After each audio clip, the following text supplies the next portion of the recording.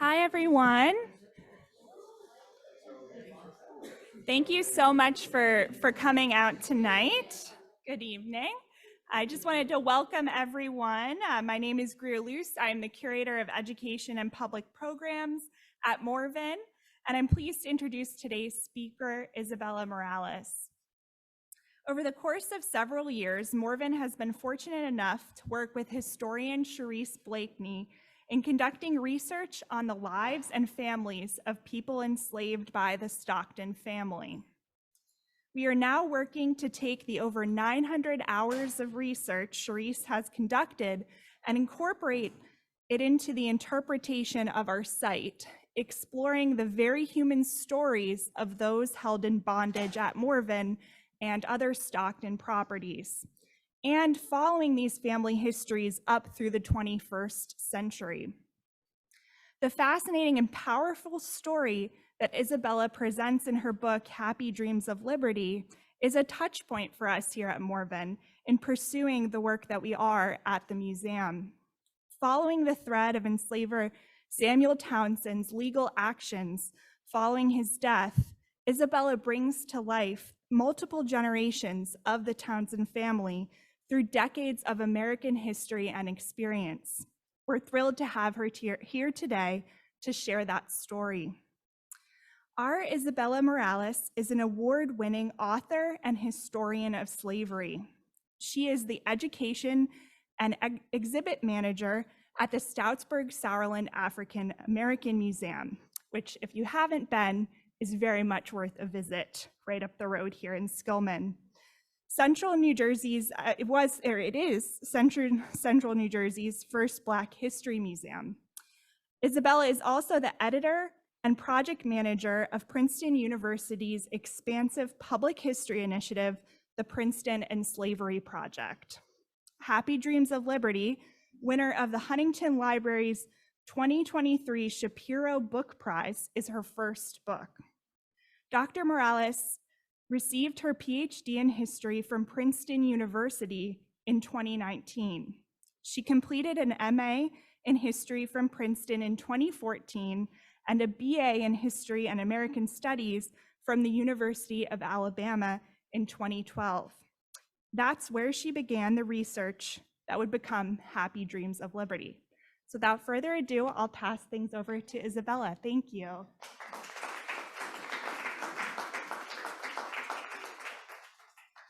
Good evening, everyone. I am absolutely delighted to be here at Morven to share some stories from my book with you. So thank you to Greer for the introduction. Thank you to Jill, and thank you to everyone at Morven for hosting me tonight. And thank you, of course, to all of you who came out in person, as well as those who are joining us on Zoom.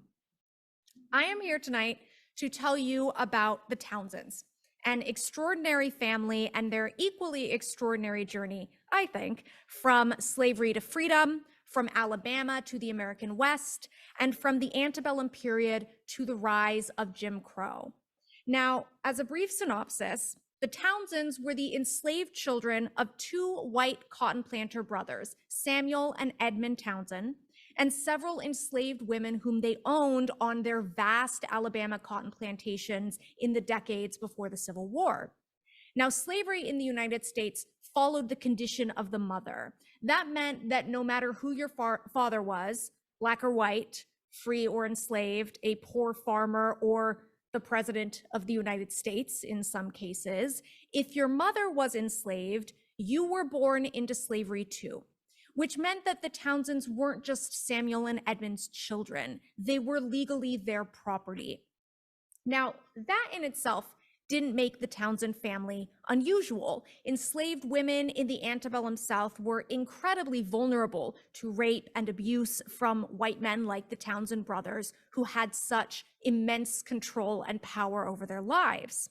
What was unusual about the Townsend family was how Samuel and Edmund viewed the children of these women whom they had abused.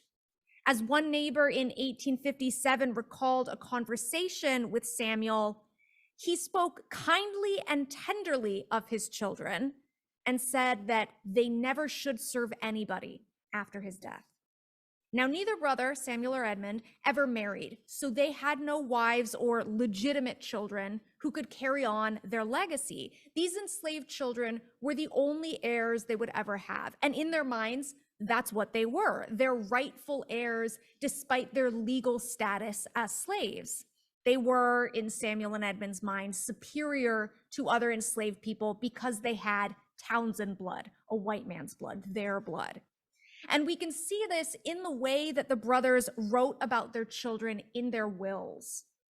In the first draft of his will, written in 1853, Samuel wrote that he wanted his 5 sons and 4 daughters to inherit his fortune, quote, just as in white children.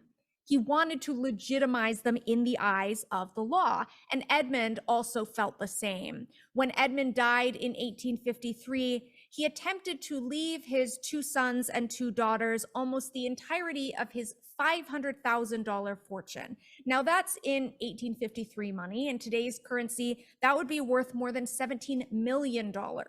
So this was the largest bequest from an enslaver to enslaved people in Alabama history.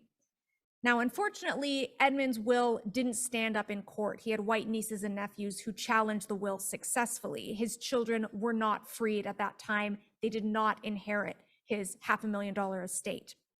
But when Samuel died 3 years later in 1856, he left a very similar will, bequeathing his $200,000 fortune, $6 or $7 million today, to his 9 enslaved children, as well as Edmund's 2 daughters. These men were the antebellum equivalent of multimillionaires, and they wanted to leave their property to enslaved children who were themselves legally property.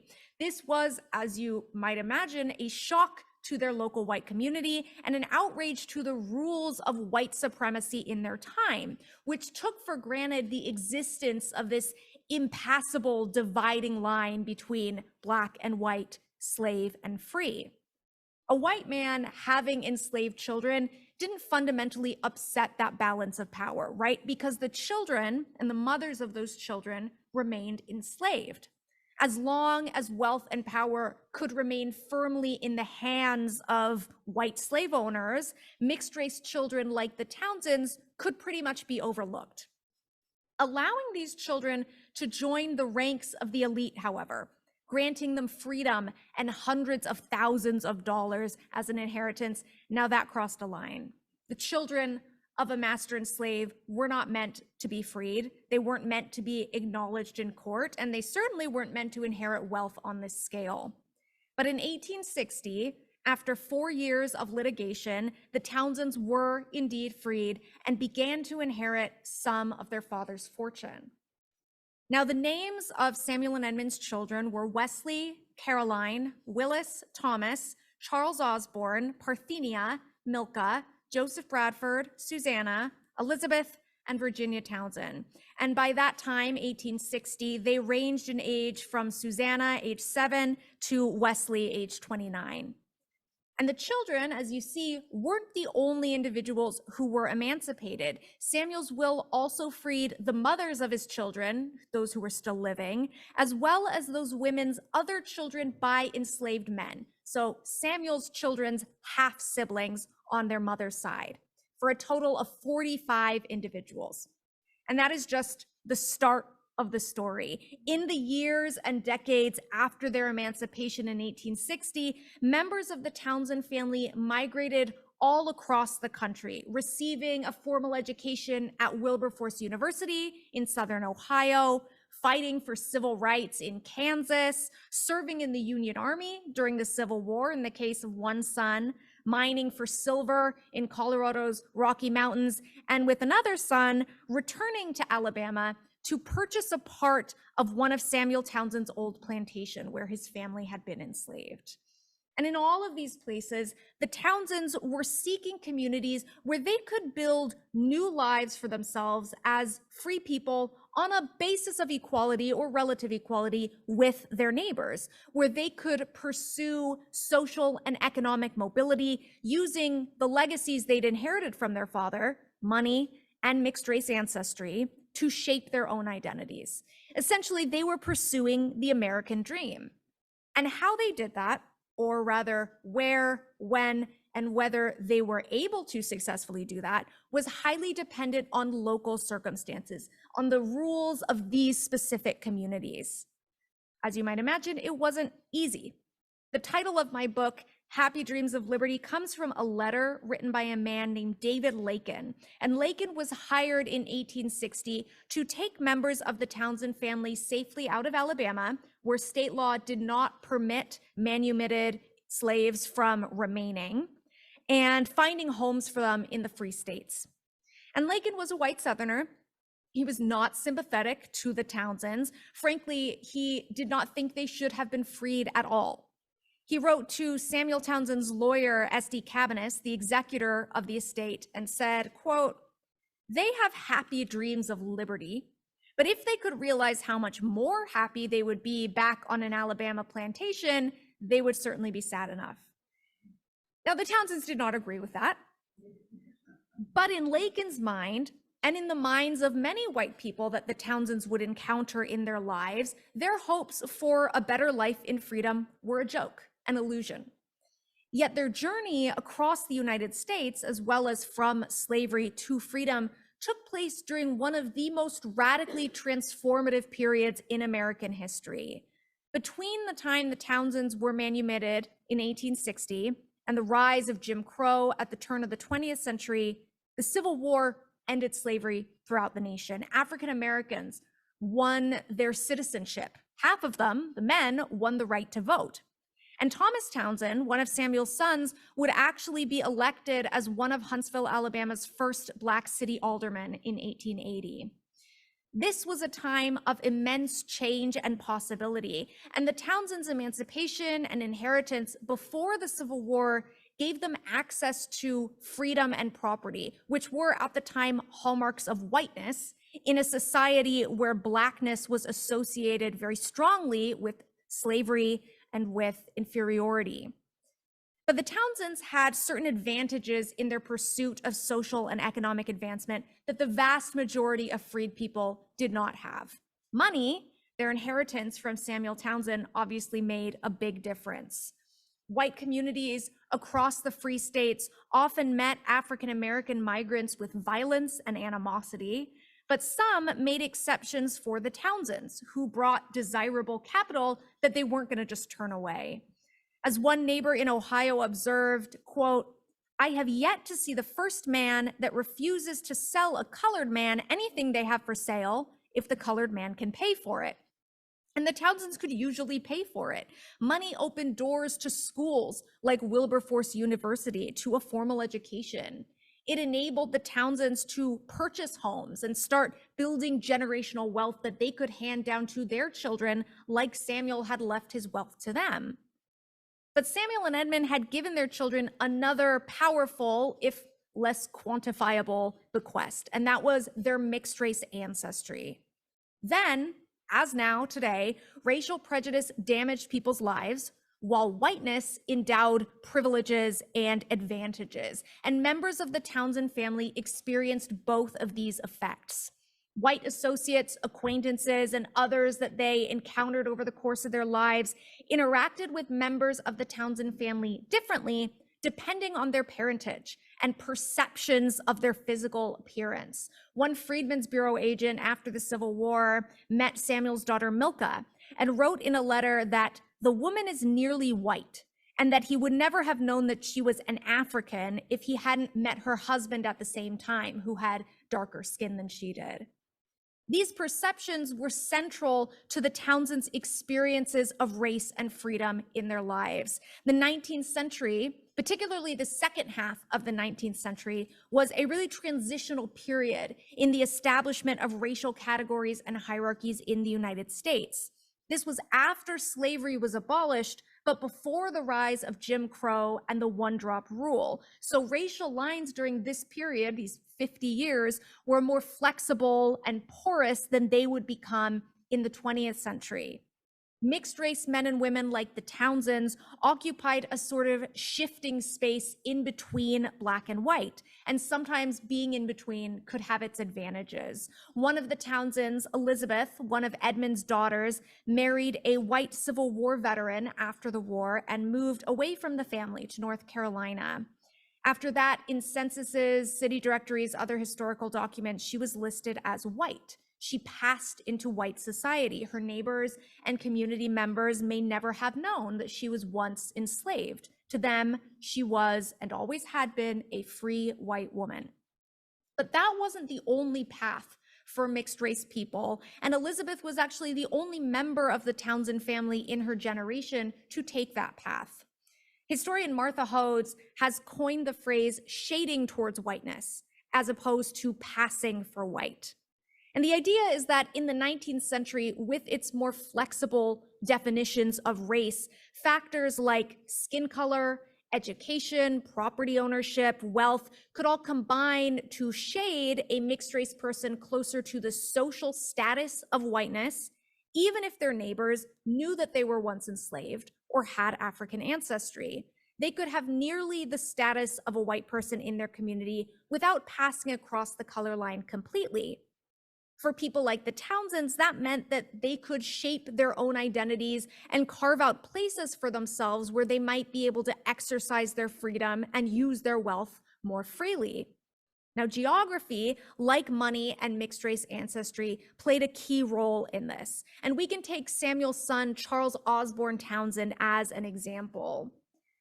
After serving as a Union Army clerk and later being promoted to quartermaster in Vicksburg, Mississippi during the Civil War, Charles Osborne migrated to Colorado Territory in the late 1860s along with several relatives. He went into business as a barber, although he hoped he would strike it rich silver mining in the Rocky Mountains. He was in a silver boom town called Georgetown, Colorado.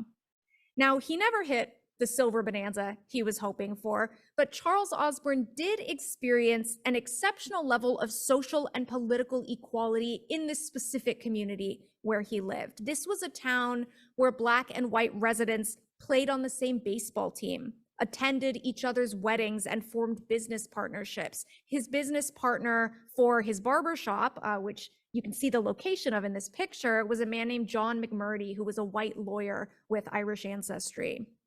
And demographics played a key role in this relatively peaceful coexistence in Georgetown. In Colorado, white settlers saw Chinese migrant laborers and Native Americans as the true outsiders in their communities, not African Americans who were Christians, farmers, miners, who largely shared their culture and customs. In this specific place and time, white Colorado residents saw African Americans like the Townsends as part of the in-group, not as others, which gave Charles Osborne and his relatives opportunities that weren't shared by members of the family living elsewhere in the country. We could also look at Thomas Townsend, another one of Samuel's sons, who found avenues for social and economic mobility, as well as local political prominence, even in post-war and post-Reconstruction Alabama. In 1868, Thomas returned to Madison County, Alabama, where he had been born and enslaved, and started buying land, first a 48-acre farm, and then eventually a home for himself and his family in Huntsville proper. And in 1871, he attended an auction at the county courthouse, where he purchased 270 acres of a plantation that his father, Samuel Townsend, had once owned. Now, interestingly, to me at least, he didn't buy it for himself. He immediately signed it over to two men, brothers Shadrach and General Townsend, who had been enslaved by Thomas's father, but were not freed alongside him and his siblings. Yet now they had become the first of Samuel Townsend's enslaved people to own a piece of the land that they had worked on all of their lives for no pay, no recognition, no liberty. Thomas was signaling his willingness to use his wealth and status on behalf of his local community. As a teacher and a landowner, he became a natural leader in Huntsville during Reconstruction. But his political career actually started in 1880, 3 years after federal troops left the former Confederate states, which we tend to think of as the official end of Reconstruction, and 6 years after white Southerners reclaimed control of Alabama's state government. Thomas's mixed race ancestry, his middle class status, and his willingness to form strategic alliances with white Southerners in Huntsville, his ability essentially to shade towards whiteness, as Martha Hose has described it, protected him at a time when African Americans across the country faced increasing violence and repression. But not even Thomas Townsend could escape Jim Crow. With the establishment of the one-drop rule, it didn't matter what color your skin was or how much money you had in the bank. One drop of African ancestry made you a second-class citizen. You were Black or white, no in-between space. So changing attitudes about race and what it meant in America were shrinking that intermediate space that the Townsends had once occupied and used to carve out spaces of autonomy for themselves. Which is why by the 1890s and early 1900s, we get William Bolden Townsend. This was the eldest son of Samuel Townsend's eldest son, Wesley, so Samuel's first grandchild, who became a lawyer in Kansas and a very outspoken civil rights activist at the end of the 19th century. William Bolden recognized that the qualities that his father's generation had relied on to advance themselves, namely money and mixed race ancestry, were no longer going to protect African Americans. In 1901, he said, "Now and then, one of us might be able to overcome the storm of oppression and fight his or her way to the stars, but he or she is an exception to the rule." The American dream was no longer for people like the Townsends. Now, I tell all of these stories and more in much greater detail in the book, Happy Dreams of Liberty. But there's a story that, as a historian, I find just as interesting, which is the process of doing that research and shaping those narratives. You know, the archival core of this book is a collection called the SD Cabinets Papers, and these are housed at the University of Alabama's Special Collections Library in Tuscaloosa. Roll Tide. These are the legal documents of the Huntsville attorney, Cabinets, who served as the executor of Samuel Townsend's estate after he died. And fortunately for historians like me, he saved all of his records. There are 15,000 individual manuscript items in that collection, and I have looked at nearly all of them. Now, this includes 2 boxes of letters written by the formerly enslaved Townsends themselves, and this is the true goldmine of the collection. I first encountered these letters in 2010 when I was an undergraduate at the University of Alabama. My junior year, I took a seminar in the history department called Slavery in the Americas, and in addition to having class discussions, lectures, seminar readings like any other course, we were also expected to produce, by the end of the semester, research papers based on original archival research in the university's Special Collections Library. Now, at that point, I had never set foot in a Special Collections Library before. I had never handled and interpreted 150, 200-year-old archival materials. And I especially had no way of knowing how to find an original, compelling research topic. So one night, and this is true, I just started scrolling through the library finding aids on the university website, not knowing what I was looking for, but hoping that something would jump out at me. And that's when I found the Cabinets Papers on the 3rd page of the website, letter C, so I was fortunate.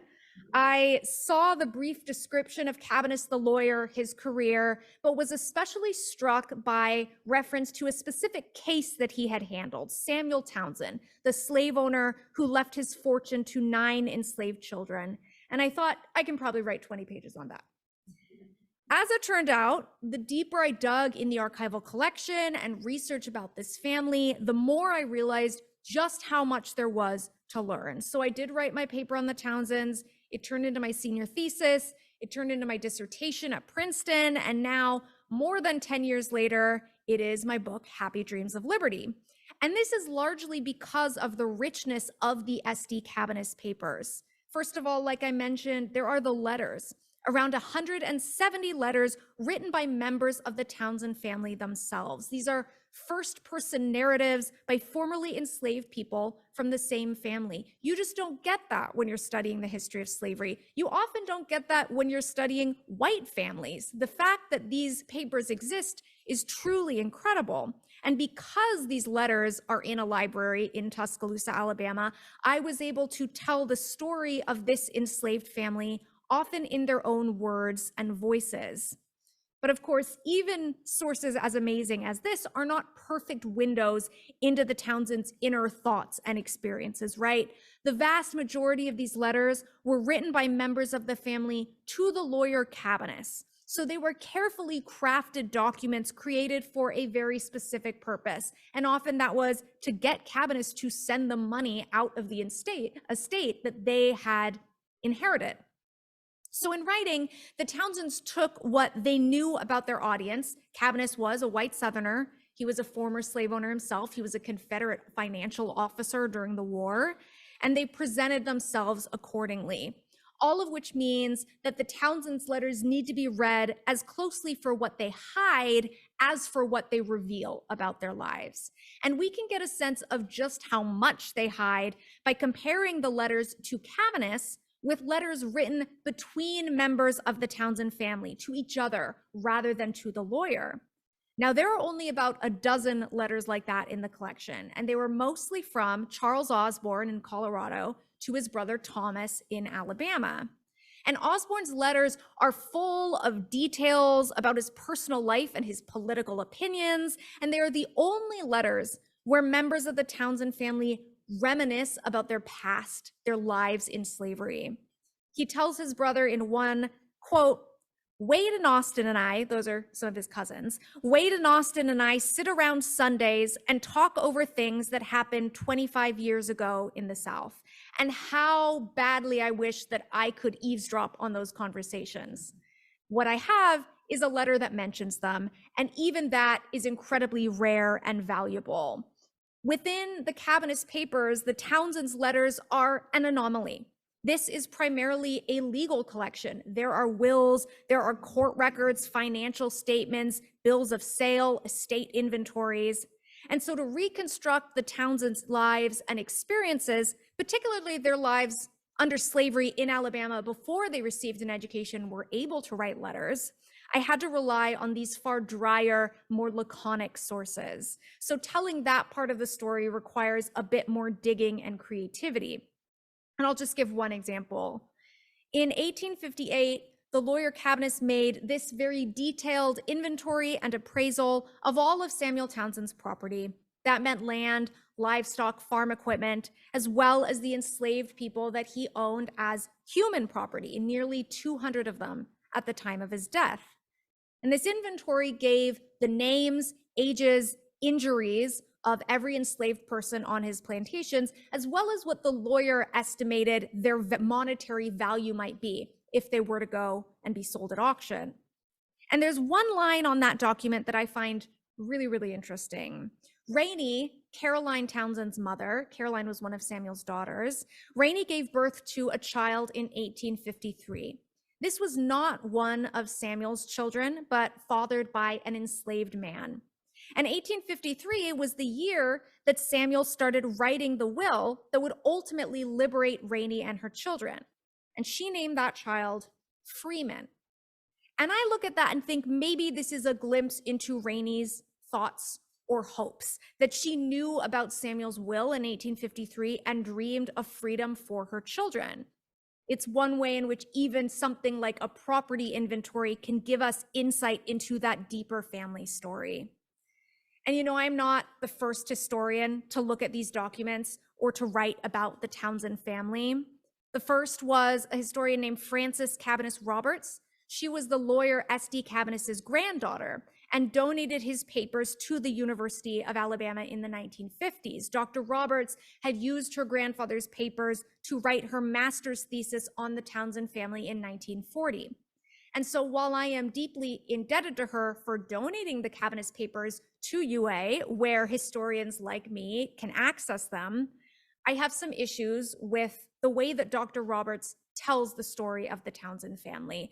For decades, her thesis, which she called An Experiment in the Emancipation of Slaves by an Alabama Planter, was the first and last word on the Townsend family in any published scholarly work, with Roberts framing their lives as a test of formerly enslaved people's ability to essentially sink or swim without the guidance of a benevolent master.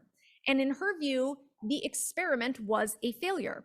She told a story of former slaves who mismanaged their inheritance, leading to poverty and hardship, of a family too stubborn to accept the well-meaning advice of their lawyer, her grandfather.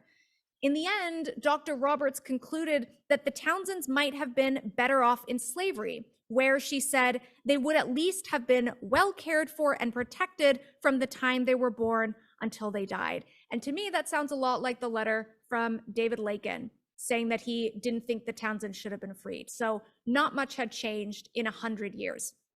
But this thesis was very much a product of the scholarly and social political environment that Dr. Roberts came of age in. It bears all the signatures of early 20th century scholarship, which denied the inhumanity of slavery, asserted it was a benevolent institution, asserted that African Americans had innate inferiority, and ultimately served as a way to justify the racial segregation of the Jim Crow era. Now, that's not how historians think about slavery today. So when I look at the Townsend papers, the Townsend letters, and read all of these insights and details that they give about their lives and try to pull stories from these sources, I see a very different narrative about an egotistical master whose affection for his children didn't prevent him from violence and cruelty toward other enslaved people, toward their mothers. About a powerful lawyer who struggled to see his clients' mixed-race children as fully capable or deserving of their wealth and freedom. And about freed people seeking autonomy for themselves in ways both large and small. It's the story of men and women whose money, ancestry, and geographic dispersal opened doors to economic and social mobility in a very hostile society, as well as the times and places where prejudice and systemic racism closed those doors and frustrated their choices. And I am aware that in some ways the Townsend story is a small one. These were not major actors in the affairs of the nation. They weren't politicians or celebrities, unless, maybe you count Thomas Townsend as a politician for his 2 terms as a city alderman in Huntsville. They were essentially ordinary people seeking stability in a very tumultuous time in American history. Sometimes they succeeded. Other times they met resistance in a society that considered their attempts offensive or contemptible. Dreams of liberty, never to become a reality. But even small stories, so-called small stories, can give us valuable perspectives on that bigger picture. They give us insights into the complexity of history and the diversity of real people's experiences that can get lost in those broader narratives. They add to our understanding of the richness of people's lives, people who lived in the past, and they challenge what we think we know about how people lived before us in the generations that came before, which all seems pretty big to me. So thank you again for giving me an opportunity to share some of those stories with you tonight, and I look forward to your questions.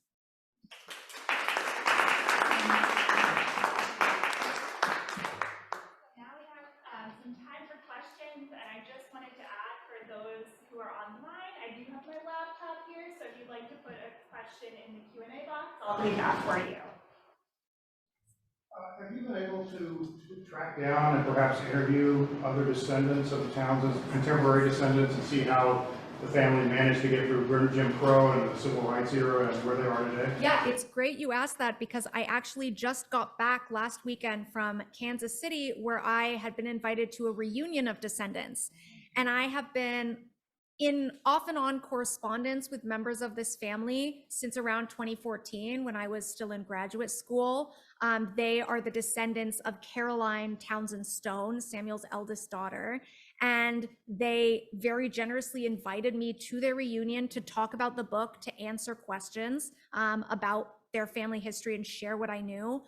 They were so amazing. I could not have imagined a kinder, more welcoming, more enthusiastic reception. I truly felt loved. It was fantastic. And what was interesting to me is that I had thought that because Dr. Roberts' thesis was published in 1940, that they probably knew some of this history since then, maybe for a couple decades, maybe had come across, her story and had some of the basic info. But it turns out that one of my undergraduate papers was the first time they had heard the name Samuel Townsend. And so it was, really nice to be able to kind of fill in a gap. And what they told me about, what it meant to them, just growing up in the 70s and watching Roots and thinking, God, I wish I could trace my family history back that far. The general sentiment seemed to be, feeling the significance of having 2 more generations that you knew about, that you hadn't known about before. And I know there are people in this room who can probably trace their ancestry back to, the American Revolution, to the Mayflower. That's something that a lot of white families take for granted, the ability to go back as far as you can. Slavery erased that possibility for so many African Americans. And so to be able to meet with these descendants and hear their stories and hear, what the history means to them, I was able to send them links to all the digitized Cabinets papers, Townsend materials, so they can read it for themselves. It was a wonderful experience. And hearing their stories was also interesting because they had things that had come down through oral tradition that weren't terribly detailed, but had the ring of truth. They talked about the story being that a white man brought the family to Kansas from the South in a covered wagon and dropped them off in Leavenworth. Well, it's kind of what Lakin did, right? I mean, they took a train, but there are pieces of the story that I was able to fill in details for, that the bones had already been there. That was, a really valuable experience. I'm sorry. Oh, no, that's okay, go ahead. This is really a comment, I just have a reaction. As a lawyer, I was impressed, actually, with your portrayal of lawyer Cannabis, my pronunciation. Here's a guy who is Alabama lawyer, served in the Confederate Army, and was clearly a racist, but he nonetheless spent 20 years fulfilling his legal obligations to his family. He prepared a very creative will to protect Samuel's desires and protected them from his white relatives as well as from the state of Alabama. And he just simply persevered over 20 years in trying to get money to the families, no matter where they might have relocated. So I saw him as a little bit of a hero, a moment of optimism. How do you react to that? So that's funny because one of my dissertation committee members was a legal historian, and he said, you're too hard on Cabinets. And then I have, members, descendants who are saying, I think you were too easy on Cabinets. They have theories that I love about Cabinets that were shared by members of the Townsend family at the time. It seems like you've read the book. So you'll remember that there are members of the family after the Civil War who write to Cabinets saying, I don't think you are ever going to wrap this up because you are getting paid every year. You're the executor. What incentive do you have to get us our inheritance when you just keep getting the checks? There's some truth to that. Even if Cabinets did his job perfectly honorably, after 2 years, he got $3,000 a year for the first 10 years. After 2 years, he has made $6,000. Some of the members of the Townsend family, those who lived to adulthood, they made on average $4,000 to $5,000 total out of their inheritance. So after 2 years, he already has more than any of the individual heirs of Samuel Townsend would receive over the course of their lives. So there is financial incentive for Cabinets, but I think you are true that there's something interesting or compelling about why he continued on with this case for so long when, he could have recused himself, he could have given up, he could have just not been so diligent as he was. And I think part of it came to his identification of himself as a Southern gentleman and a professional, and that is someone who has integrity and honor and won't cheat, even if he's working, essentially for a bunch of formerly enslaved people. And members of the Townsend family, they notice this about him and they use it. We have letters. This is especially the case for some of the Townsend women. You know, we have letters from some of the women who will write to him and say, you know, I know you have always treated me as a gentleman, and a gentleman would never betray a trust, which is how I know you will never cheat me. Or, you know, I remember old master saying he trusted you and you would never break his trust. So of course you're going to do what you're supposed to do legally. So I think that they very shrewdly recognized a key part of his sense of self, which was, I'm going to fulfill my duty. I'm an honorable man, even though he did express some truly egregious opinions, very racist opinions. On one occasion, he writes to them and says, this is before the Civil War, why don't you just come back and choose me as your master? Wouldn't everything just work out better that way? That is not what they chose. But there is, you know, as with any person, there is complexity, and there is, you know, the fact that he was a slave owner, that he was a Confederate, that he was extremely racist, that he exploited African Americans, and also the fact that he happened to get these children some of their money, and all of that coexists, which is what makes history so messy and so fascinating. Just so I'm clear, did the wills free the enslaved children upon their deaths? Right. So the way the will worked was when Samuel died. So in Alabama at this time, the state legislature, politicians, judges, they did not want people to be able to do what Samuel did, to free a bunch of enslaved people, because they were terrified of a growing free Black community.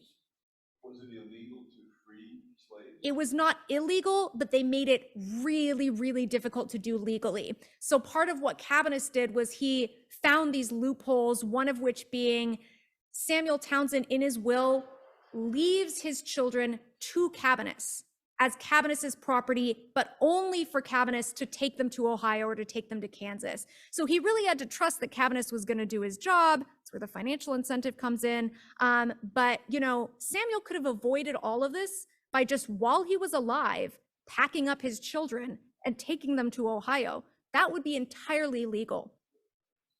My question is, what if they had been freed before they died? If they had freed the children before the two brothers died, then they would have been free. Then they could have left them.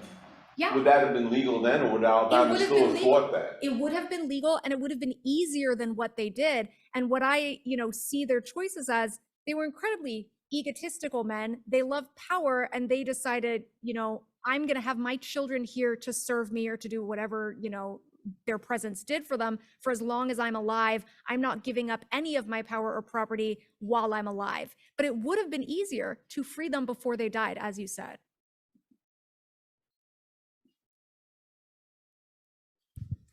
Yes. So this is my question, and it's a rather broad question, but in doing this work and in the work that you have done since with Princeton and slavery and with Sam, what are some of the things that you've learned over the years of your research, you know, looking at a Southern story and reflecting on some of the research and the work that you do now, looking at slavery in the North and in the Princeton area specifically? Right. I mean, that's a good question because, you know, slavery in Alabama, that's a story that people are primed to be familiar with. I think a lot of us, when we're children in schools, we were taught slavery was a Southern thing. It happened in the South, Northern states. I mean, they're the heroes of the story, right? You flee to the North. The North is paradise. It's great up here. And that's just not the case. You know, working on Princeton Slavery Project, working with the Stoutsburg Sourland African American Museum, you know, it is very clear slavery was a real part of life in New Jersey, the economic life, the way that society was structured. And, you know, I've had conversations with people who frankly just didn't know there was slavery in New Jersey, or who have the impression, well, that somehow it must have been better, right? You know, it's worse in Alabama. And like, you have to have these interactions with people to help them, you know, learn about what slavery was like in this community. And, you know, the truth is, it doesn't matter what state you're in, slavery is slavery. You know, the laws, you know, overarching legal status of enslaved people in the United States was consistent. It was a chattel principle. You were property and had no rights, no liberties whatsoever. So it doesn't matter if you're up in the Garden State or toiling in the cotton fields of Alabama, you know, that is a part of the story. And so I think in some ways, you know, my work for Princeton Slavery or for SAM is doing more perhaps to tell stories that are untold, because a lot of people just don't know about the history of this community, you know, the fact that there was slavery to begin with whatsoever. Yes.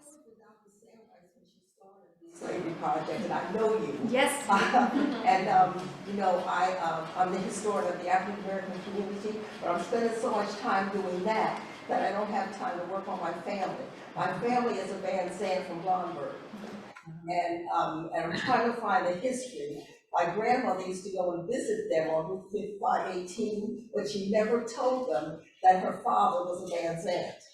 And our family is a Van Zandt without the D, because they took the D out to separate the white Van Zandts from the black Van Zandts.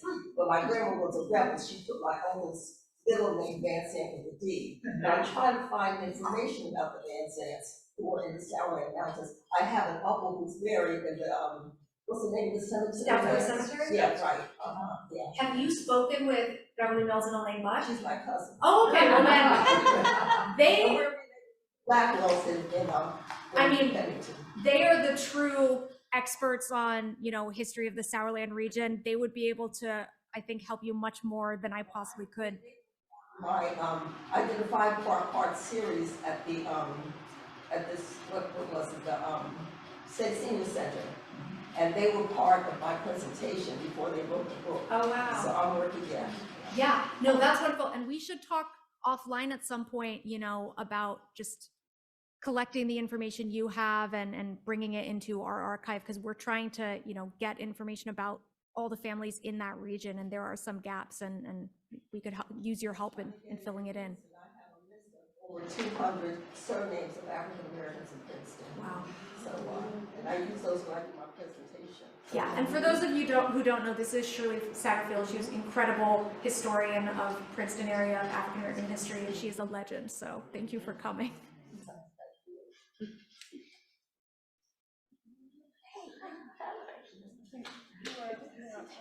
Yes. Could you talk a bit about how the Townsend children, and for that matter, the Townsends, the Cabinets, faced the Civil War and what they did during it, and how that affected their the course of their lives? So the Civil War was a key moment because at the time war breaks out, members of the Townsend family have all been removed from Alabama. They're in either Ohio or Leavenworth, Kansas. So the younger ones are at school at Wilberforce and Xenia, and the older ones are, you know, trying to buy homes and start farms, and, you know, some are marrying in Kansas. And Cabinets, of course, is back in Alabama. And when the Civil War breaks out, Alabama secedes, of course, and the new Confederate States government says there can be no communication between citizens of the Confederacy and our enemies in the rebel, well, in the United States, they're the rebels. But so that means that there is no communication between Cabinets and members of the Townsend family from 1861 to 1865, pretty much. No disbursements from the will. So the Townsends, who have just been removed from Alabama, you know, a couple years prior, they are stranded pretty much for 4 years with none of the resources that they had been promised from their inheritance. And so they do a few things. You know, Charles Osborne, he joins the army. That allows him to make some money and, you know, eventually use that to migrate west to Colorado. Some of the younger children try to stay in school. Susanna, the youngest daughter, she has quite a struggle really trying to finish her education during the war, but she's very sickly. She dies quite young at age 16. And other members of the family who are in Kansas seem to fare a little better because they have, you know, they might not be getting their inheritance, but there is a large concentration of family members. So they have community ties and family members they can rely on. A lot of the Townsend women marry during this period, whether it's for financial security or whether they're just, you know, becoming a part of the community in Leavenworth. That happens during the Civil War. And so, you know, when war ceases, when Cabanus is finally able to communicate with the Townsends again, there's kind of been a power shift, because before the Civil War, they relied on him for all of the money. He got to make every decision where they would go when they left Alabama, whether they would go to school, what houses they could buy, what contracts they could sign. After the Civil War, they've been on their own for 4 years. They realize they can make it without Cabanus, and so they have more leverage and begin asserting themselves more in their letters to him. Even some going as far as to accuse him of trying to cheat them, or just to say, don't treat me like I'm still enslaved. Don't treat me like I'm less of a person. I am free and I'm rich, or I'm supposed to be, so I demand respect. So that, the Civil War is a period of struggle for the Townsends, because they're not getting their inheritance, but also it empowers them in their relationship with this lawyer who has so much authority over their inheritance. It really helps that they're 4 years older and that It's much true. more experience. That is true. And the money from the inheritance before the Civil War, Cabanus maintained control of that money throughout the war, and the money was still there at the end of the war. So the way that the will was set up was that all of the money, all of Samuel Townsend's property was supposed to be sold, and that money would be put into a trust fund, and then it would be divided equally among his 9 children and Edmund's 2 daughters, and then everybody else got $200 each. So the children are supposed to get around $16,000 each, and then all the, kind of extended family gets $200. After the Civil War, the state has been extremely devalued. And that is because when the property was sold, a lot of it was sold on credit. It was purchased by white Southern planters who are now bankrupt after the war. And a lot of the money, ironically and tragically, came from the sale of other enslaved people who were not freed in the will. So Samuel's children are inheriting money that comes from the sale of enslaved people they lived alongside all their lives. Now, the Civil War, with the passage of the 13th Amendment, slavery is abolished. And so there are these Southern planters in Alabama who purchased slaves in 1860 who are now been freed, and they make the legal argument, the government took our legally acquired property, so we're not going to pay the debts that we owe for that property. And this becomes a big thing all throughout the South. Ultimately, state Supreme Courts decide that actually you do still owe repayment for those debts. But by that point, Cabanus has realized he's never going to get all of the money back because the debtors just don't have it. And so he agrees to various compromises, as he calls them, where someone may owe $2,000 and he says, if you give me $750 now, we'll just discharge the rest of the debt. And so that leads to the estate being significantly reduced, which is why members of the family don't get $16,000 each, they might get $4,000 each. Right, the list that, like, Exactly, those $4,000, amounts didn't add up to $5,000. Nearly the total Yeah, amount. that's the reason. And so ironically, one of the major reasons that the Townsends don't get all the money they were promised is emancipation, and the fact that they're not getting paid for the sale of enslaved people. Yeah. Did they know that? Presumably they knew. I mean, 2 of the, so Samuel or Edmund's daughters, Elizabeth and Virginia, they had 2 brothers. One of the brothers was freed. One of the brothers was not freed. And so he's in Alabama. They know that the sales are happening, and they are writing to Cabanus pleading with him, won't you buy him and free him? And he essentially says, I feel like I've done enough for this family. When you get your inheritance, why don't you buy him?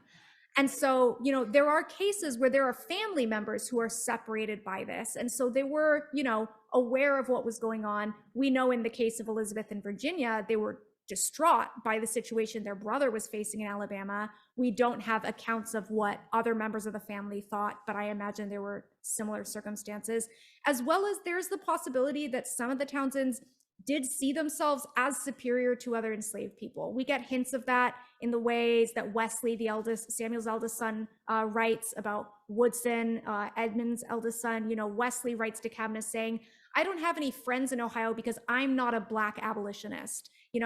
Everyone around me calls me a butternut. And butternut was a word that was used in the press to describe Confederate soldiers' uniforms. So Black people in Ohio are telling Wesley, you're no better than a Confederate. And so that goes to show the kind of views that he was expressing and the way he isolated himself. So there is also the sad possibility that members of the family were, all right, this is how we get our inheritance. Yes. Thank you so much for your presentation. As you can hear, I'm a German, not American, so I learned a lot today. And I learned a lot about the fluidity of categories, maybe before the Joe Crow era. And I also learned during the short stay that I'm thankfully be able to be here in Princeton something about the African-American history of the North. We Germans, of course, have our own history. As the vice president of the Association of the Historical Association of Germany, I've been reading with some, say, distressed statement by the American Historical Association of recent times, stating that there are problems in using or putting forward into education the history of slavery and these parts of history. And I just would like to, and you perhaps, and also others, to comment on this, because this is very important for us also to share this and to be able to put it into perspective what's going on in these areas. And I'm very much looking forward to read your entire book. Thank you so much. Thank you. And thank you for your question. You're absolutely right that in the United States, in the last several years, slavery and basically any discussions of African-American history have become a controversial point in political discourse, which seems weird because this is just a part of American history, right? If you're going to teach American history, you have to talk about slavery, you have to talk about Jim Crow period, but there are political leaders who are casting this as some sort of ideological push to infect children with ideas of, shame for being white, or to make America seem like a place that you should be ashamed to live. And so there are, state legislatures that have passed laws banning teaching critical race theory, which in itself is an academic discipline that isn't being taught in elementary schools, but it's kind of become a catch-all term for just Black history that might not portray the United States in the most positive light, that might not portray the group of people in power at a given time in a positive light. And so it is distressing, you're right, that that's something that should be as value neutral as telling a piece of our history, our shared history, has become so politically controversial. Personally, I think, and I think we all probably share this belief in this room, that if you leave out these key sections of American history, you're not just telling a reduced form of the story. You're not just leaving out a portion, you're making the rest of it inaccurate because you're not giving context for the full story, and you are erasing and silencing voices that have already been erased and silenced. It's not that long, so many decades, since we've even been teaching slavery in schools as a bad thing. We had Francis Roberts, who went to school learning slavery was a benevolent institution, learning that the Confederate soldiers were just defending their homeland and were so brave and gallant. It has not been that long since that has been what has been taught, and we're still not teaching, slavery in the North, even in progressive areas or in areas where people do want to talk about what slavery and white supremacy. So, I don't have answers for how to solve it, except, in my personal work, trying to tell these stories in the ways that I can, either through my writing or through exhibits at SAM, the Stoutsburg Sourland Museum, or through, working with researchers to produce essays for the Princeton Slavery Project.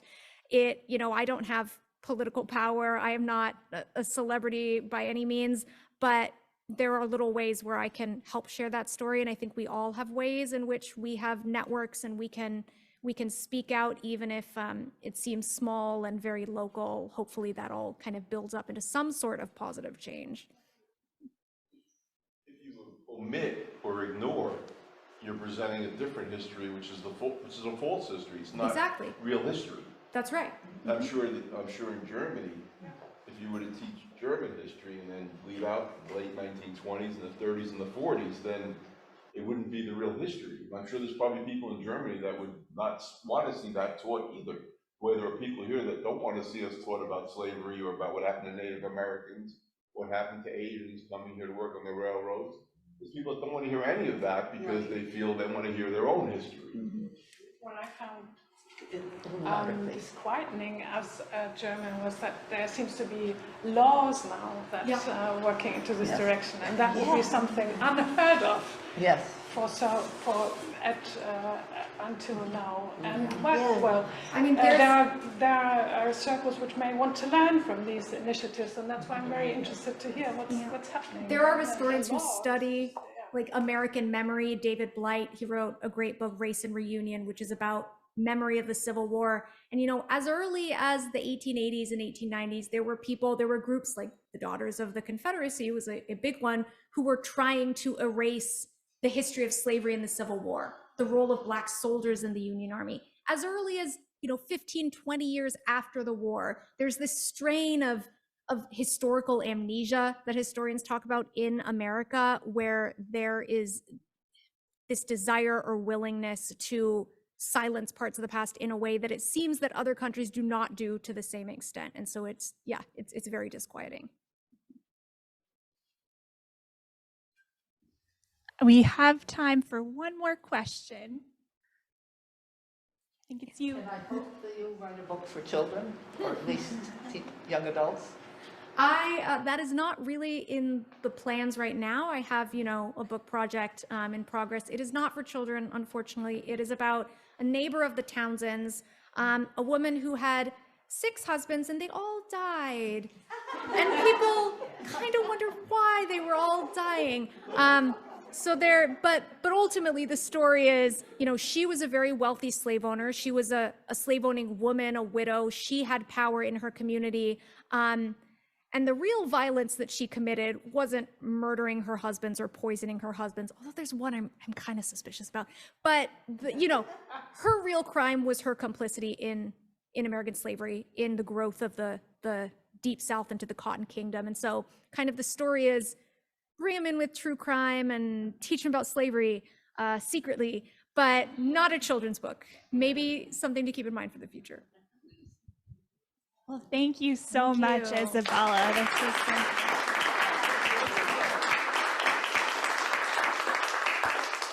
Thank you again. I couldn't think of a better way of ending tonight than a discussion of why this work is so important. And thank you for the work that you do and for this book. It's truly fantastic.